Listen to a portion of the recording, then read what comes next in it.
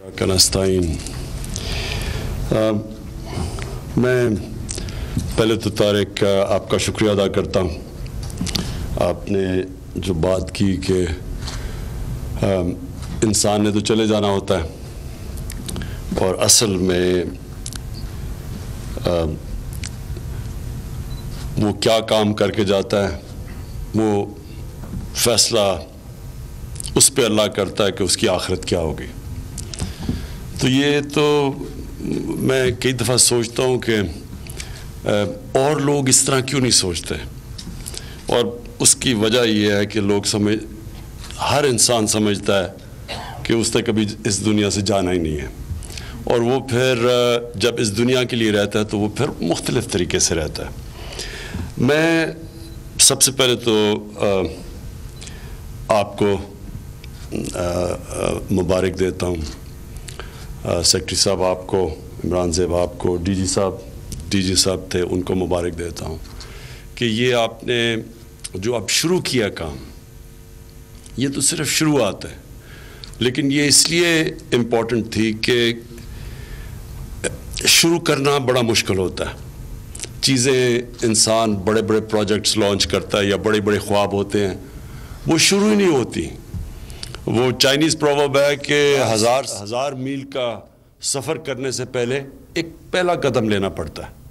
تو یہ جو فرسٹ سٹیپ ہے یہ کافی مشکل ہوتا ہے. میں نے زندگی میں جتنی بھی مشکل چیزیں کی, مثلا کینسر ہاسپٹل بڑا مشکل کام تھا, لیکن 5 سال لگے پہلا قدم اٹھانے میں. 5 سال لگے. 5 سال میں دنیا میں ملتا رہا, ڈاکٹر سے باتیں کی, امریکہ بھی گیا کہ کیسے کینسر ہاسپٹل بنے گا. تو وہ جب تک وہ گراؤنڈ بریکنگ نہیں ہوئی 5 سال بڑے مشکل گزرے, اور ہر چیز کا جو پہلا قدم ہوتا ہے وہ سب سے امپورٹنٹ ہوتا ہے. تو یہ ہمیں 1.5 سال لگا یہاں پہنچنے میں. اس کی وجہ ہے کہ ہمارے پاس پہلا سٹرکچر بنانا پڑا, نیا ہاؤسنگ اتھارٹی بنانی پڑی, پھر اس کو اسمبلی سے پاس کرنا پڑا. اس سے پہلے ٹاسک فورسز بنی کہ سوچا کہ یہ کیسے یہ ویژن کہ ہم نے اس ملک میں 50 لاکھ گھر بنانے ہیں 5 سال میں, اس کو کیسے گراؤنڈ پہ لے کے آنا ہے. اور بڑی آپ سب جانتے ہیں, کوئی بھی جب ایک ہٹ کے کوئی پروگرام ہوتا ہے جو آف دا ٹراڈن پاتھ, وہ جو پروگرام ہوتا ہے اس میں ہمیشہ سکیپٹسزم ہوتی ہے.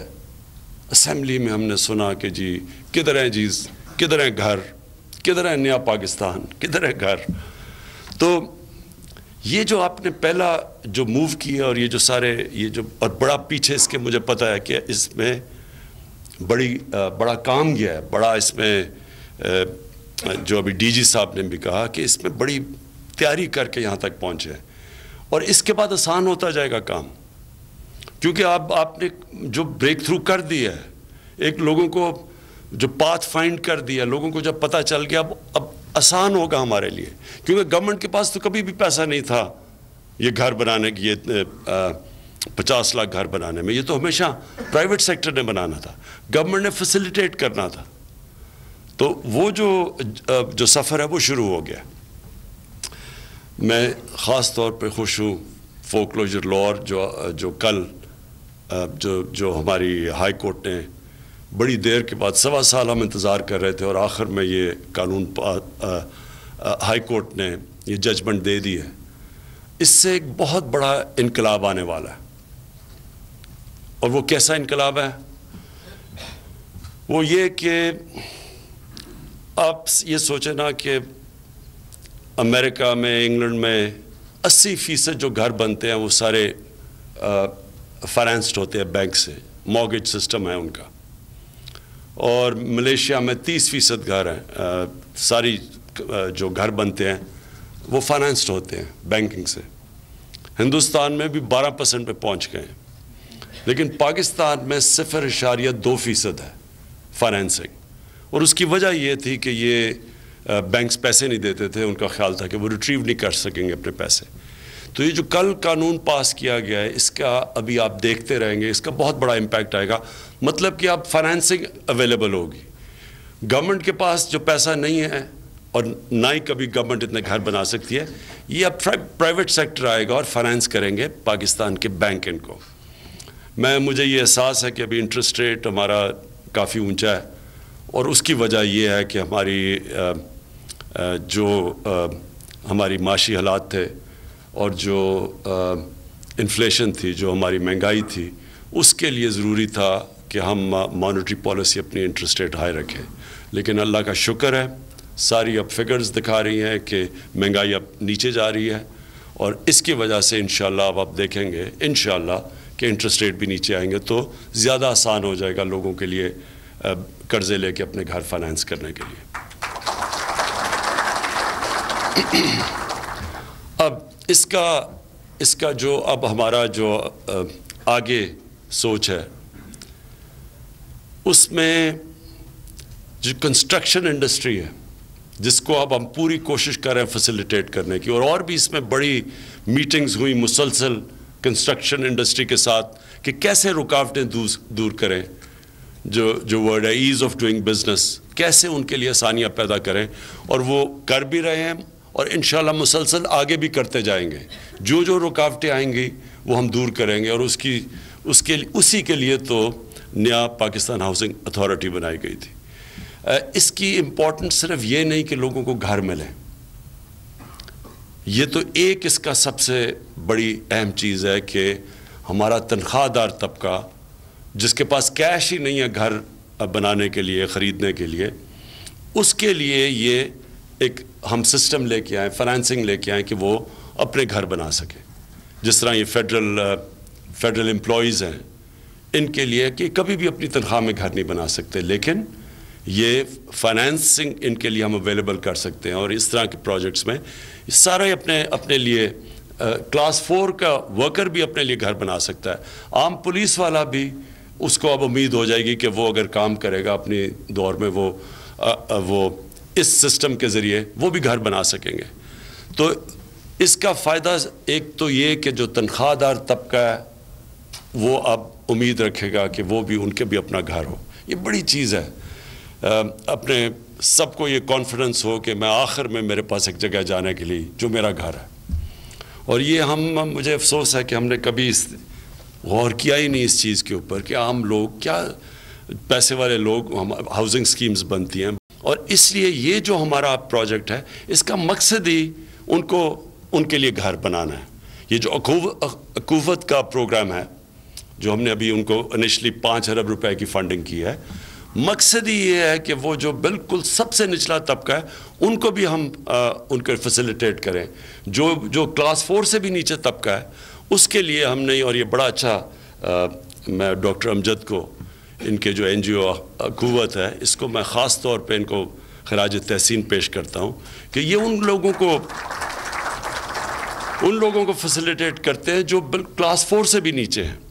لیکن اس سے کیا ہوگا, پہلے تو ایک سر پہ چھت ان لوگوں کی ہوگی جو کہ اب تک ان کے لیے ممکن نہیں تھا.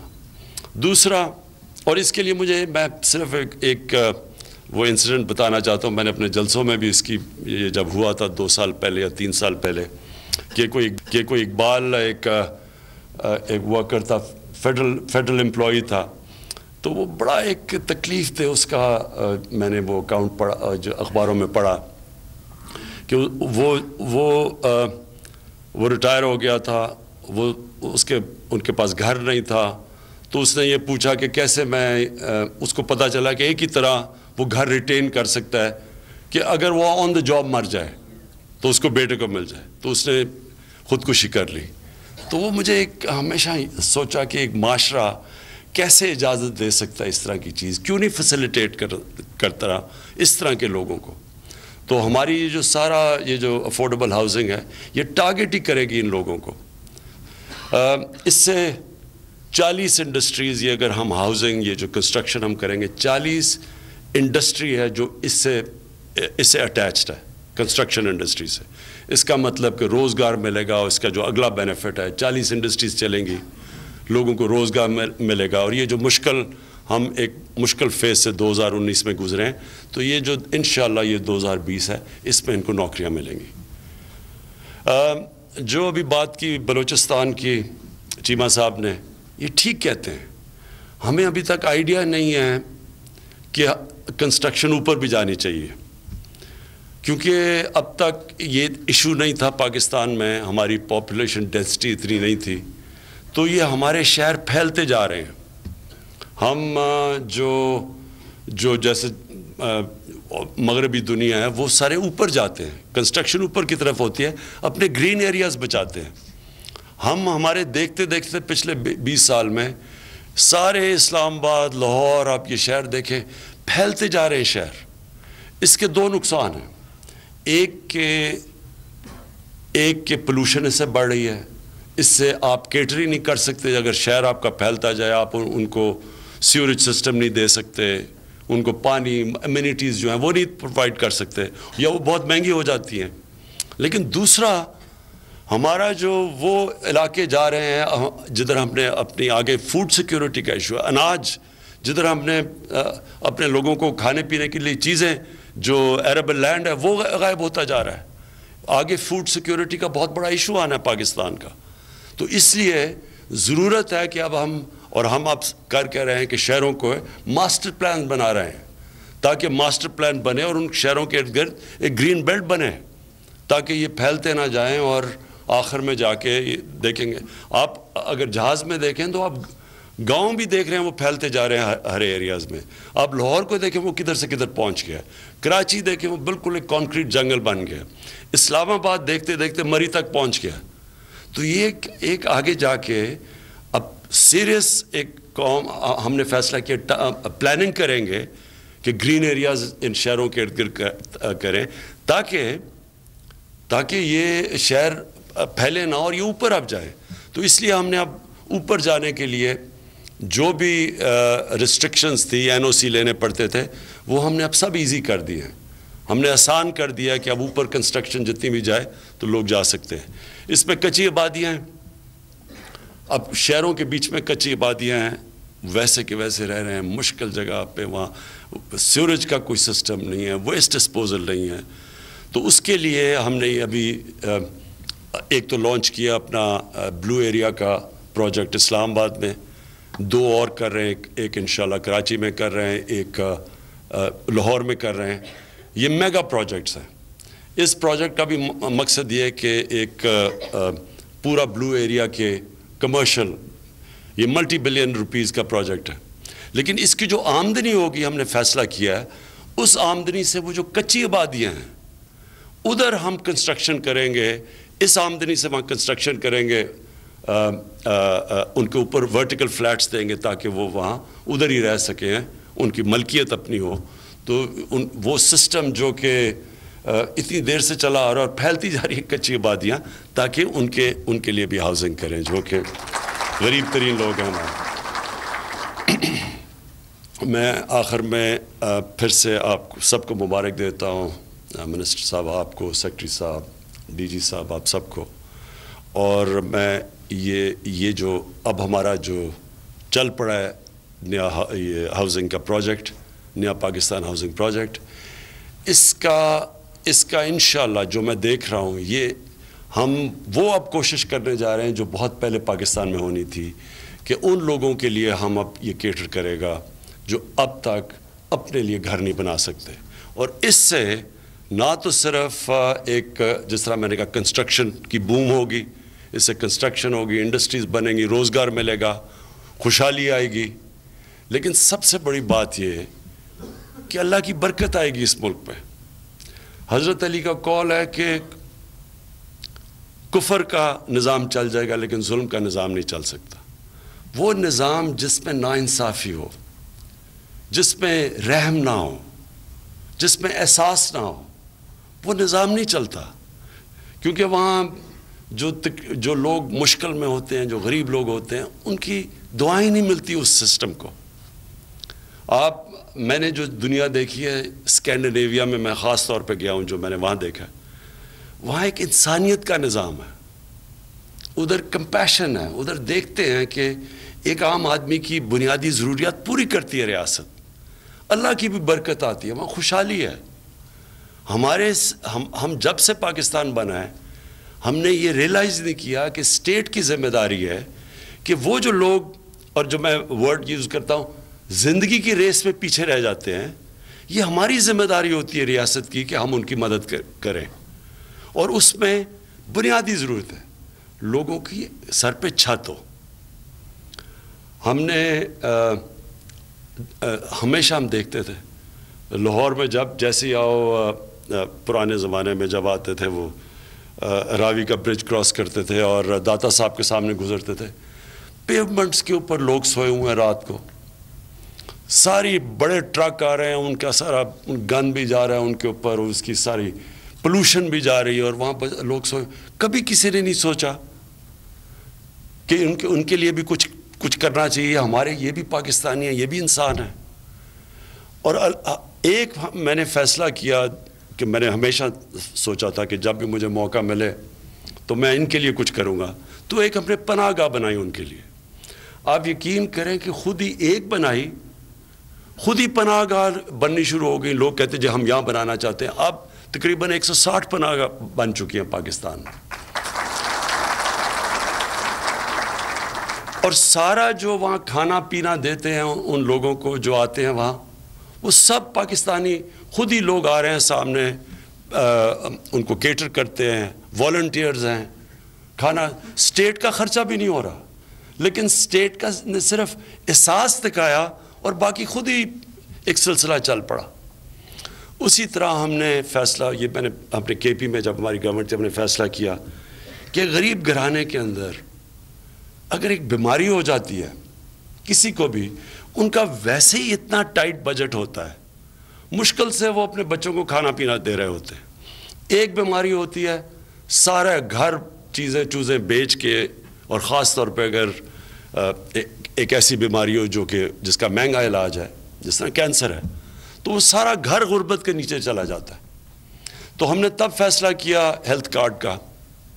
ہم نے کے پی میں ایک غریب خاندانوں کو فیصلہ کیا کہ ہم ہیلتھ کارڈز دیں گے. آپ یہ سوچیں کہ اس سے اتنا میرے خیال میں اور بھی چیزیں تھیں، لیکن اصل میں پہلی دفعہ اگر ایک گورنمنٹ کو پختونخوا کے لوگوں نے دوسری دفعہ ووٹ دیا، بلکہ زیادہ ووٹ دیا جو کہ پی ٹی آئی کے گورنمنٹ کو، کہ پہلے کولیشن گورنمنٹ تھی اور 2/3 میجورٹی دی. میرے خیال میں اس پہ ایک بہت بڑی وجہ وہ ہیلتھ کارڈ تھا کہ عام آدمیوں نے، جن کی ایک عام خاندان کے اندر ایک کارڈ آیا، اس وقت کو 5.5 لاکھ روپیہ وہ تھا کہ وہ خاندان اس کو اپنے کہیں بھی جا کے علاج کروا سکتا تھا. اب ہم نے جو ہیلتھ کارڈ دیا 7,20,000 کا، یہ پختونخوا کی گورنمنٹ نے فیصلہ کیا کہ سارے غریب خاندانوں کو وہ پہنچا دیں گے اس باری. کہ پنجاب میں اب تک ہم 50 لاکھ گھروں کو ہیلتھ کارڈ دے چکے ہیں، اور انشاءاللہ 10 لاکھ کو اور دیں گے. اور بلوچستان میں بھی علاقوں میں ہم دے رہے ہیں ہیلتھ کارڈ. ہم نے فیصلہ کیا کہ جو بھی فزیکلی ہینڈی کیپڈ ہیں، جن کو اسپیشل پیپل کہتے ہیں، ان کے لیے بھی ہم نے فیصلہ کیا ہے. ہمارے جو اب میں ان کا کیا خواجہ سرا ٹرانسجینڈر جو ہے ہمارے، ان کو ہم نے فیصلہ کیا کہ ان کو سب کو ہیلتھ کارڈ دیں گے. اور اس سے ہمارا کتنا خرچہ ہو گیا، لیکن آپ یہ سوچیں کہ کتنے لوگوں کی زندگیاں چینج ہو گئی، کتنے لوگوں کو گھروں میں کانفیڈنس ہے کہ اگر ہمارے گھر میں بیماری ہو تو کم از کم یہ نہیں مسئلہ آئے گا کہ وہ سارا گھر پریشان بیٹھا ہوتا ہے ہاتھ پہ ہاتھ رکھ کے کہ ہم کدھر لے کے جائیں، ہمارے پاس پیسہ ہی نہیں ہے.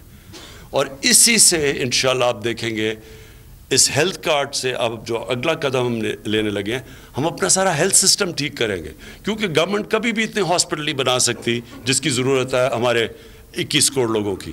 تو ہم اب پرائیویٹ ہاسپٹلس کو اب ان کے لیے آسانیاں پیدا کر رہے ہیں کہ کوئی بھی پرائیویٹ ہاسپٹل بنائے پاکستان میں. ان کے لیے ہم ڈیوٹی فری اکوپمنٹ کہیں گے کہ کوئی بھی ہیلتھ اکوپمنٹ ڈیوٹی فری منگوائے، اور کوئی بھی انسان ان ہاسپٹل میں جا سکتا ہے اپنا ہیلتھ کارڈ لے کے. تو ایک ہیلتھ کور دیں گے انشاءاللہ پاکستان کو.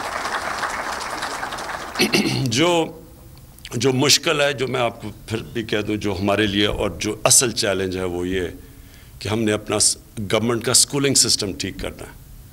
اور یہ سکولنگ سسٹم جو گورنمنٹ کا ہے، یہ چیلنج اس لیے ہے کہ یہ 70 سال سے یہ ہم نے اس کو نگلیکٹ کیا. 3 ٹیئر سسٹم بنا دیا, انگلش میڈیم, اردو میڈیم اور دینی مدرسے. ہم نے اس کو ایک سسٹم لے کے آنا ہے, اور مجھے بڑی خوشی ہے کہ اب ہم ہم نے ہماری جو فیڈرل ایجوکیشن جو ہماری منسٹری ہے, اس نے بڑی محنت سے اب ایک سلیبس, کور سلیبس لے کے آ رہے ہیں کہ سارے بچے, چاہے وہ مدرسوں میں ہوں گے, چاہے وہ اردو میڈیم میں ہوں گے, انگلش میڈیم میں, ایک کور سلیبس انشاءاللہ ہم اگلے سال تک لے کے آ رہے ہیں کہ سارے اسکولوں میں ایک کور سلیبس سب کو پڑھنا پڑے گا. اس کے اوپر ایکسٹرا سبجیکٹ وہ اسکول فیصلہ کر سکتا ہے, لیکن کور سلیبس ایک سب کے لیے ہوگا تاکہ قوم بنے, تاکہ جو ہماری مختلف قسم کے کلچرز ڈیولپ ہو رہے ہیں یہ ختم ہو. ابھی عورت مارچ ہوئی, اس کے اوپر آپ نے خود ہی دیکھ لیا کہ ایک مختلف کلچر نظر آ گئے کہ ملک میں. یہ اکثر کلچرل ایشو, اور یہ کدھر سے آتا ہے؟ اسکولنگ سسٹم سے. ایک اسکول سسٹم میں ہم ایک کلچر پڑھاتے ہیں جس کا کوئی تعلق ہی نہیں ہوتا باقی جو اسکول سسٹمز میں پڑھا جا رہا ہے. تو قوم نہیں بن سکتی ایسے. کورس سلیبس ساری قوم کو ایک پڑھنا چاہیے, اور انشاءاللہ وہ بڑی محنت سے ہماری ایجوکیشن منسٹری نے کیا ہے. یہ ہمارے لیے زیادہ مشکل ہے کیونکہ یہ ایک بہت بڑے اسکیل پہ چینج آئے گا. اس وقت ہم بات کریں تقریباً 4-5 کروڑ ہمارے اسکول میں بچے پڑھ رہے ہیں. ان کے لیے جو سسٹم ہے اس میں تھوڑا سا ٹائم لگے گا, لیکن پھر سے میں کہتا ہوں وہ چائنیز پروورب ہے کہ 1000 میل کے سفر پہ جانے کے لیے ایک پہلا قدم لینا پڑتا ہے, اور انشاءاللہ یہ ہمارا پہلا قدم ہوگا کہ ہمارا ایجوکیشن سسٹم سنتھسائز ہو ایک ہی قسم کا, تاکہ طبقے نہ پیدا ہوں اپنے ملک کے اندر. سب کو پتہ ہو اپنے دین کا, سب کو پتہ ہو اگر ہم نے ساروں کو ہائر ایجوکیشن کے لیے انگریزی پڑھانی ہے تو سب کو انگریزی پڑھنی ہے. یہ نہ ہو کہ ایک چھوٹے سے طبقے کو آئے اور وہ پھر اپنے آپ کو سپیریئر سمجھے کہ اس کو انگریزی آتی ہے باقیوں کو نہیں آتی. تو ایک سسٹم لے کے آئیں سارے ملک کے لیے. تو ہمارا جو ہے تعلیم, اس پہ زور, صحت پہ لوگوں کو, ہاؤزنگ کے اوپر, اور اس کے علاوہ جو وہ بھی بڑا چیلنج ہے کہ ایک عام آدمی اگر بیمار ہوتا ہے, ایک عام آدمی اگر عدالت میں جاتا ہے تو حکومت اس کے لیے وکیل کر کے دے. یعنی یہ غریب آدمی گلیٹ کا کہ انشاءاللہ اب گورنمنٹ پوری زور لگائے گی کہ ایک عام آدمی کو جس کے پاس پیسہ نہیں ہے اس کو انصاف دینے کے لیے انشاءاللہ ہم اب وکیل کر کے دیں گے. بہت بہت شکریہ. سبسکرائب کریں اور بیل دبائیں تاکہ کوئی خبر رہ نہ جائے.